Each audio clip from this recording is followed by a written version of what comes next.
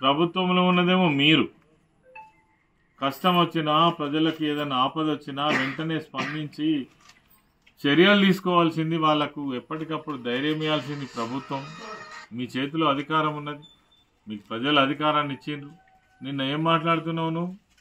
మీకంటే ముందు కేసీఆర్ గారు పోయి ఉండాలన్నా, అక్కడ ప్రతిపక్ష పార్టీ పోయి అక్కడికి పోయి చూసాట, ముఖ్యమంత్రికి చెప్తే అప్పుడు ఆయన వస్తాడట.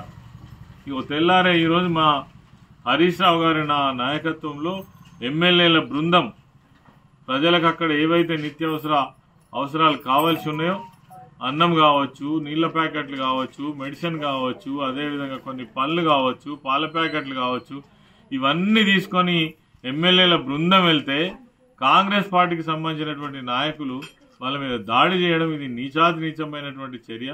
ఎందుకంటే ప్రజలకు ఇటువంటి సమయంలో పార్టీలకు అతీతంగా వాళ్ళను ఆదుకోవాల్సినటువంటి అవసరం ఉంది, వాళ్ళకు ధైర్యం చెప్పాల్సినటువంటి అవసరం ఉంది, వాళ్ళ అవసరాలు తీర్చాల్సినటువంటి అవసరం ఉంది. దాన్ని వదిలిపెట్టి తిరిగి కాంగ్రెస్ కార్యకర్తలు గుండాల్లాగా ఎమ్మెల్యేల పైన, హరీష్ రావు గారి పైన దాడి చేయడం దీన్ని తీవ్రంగా ఖండిస్తున్నాం.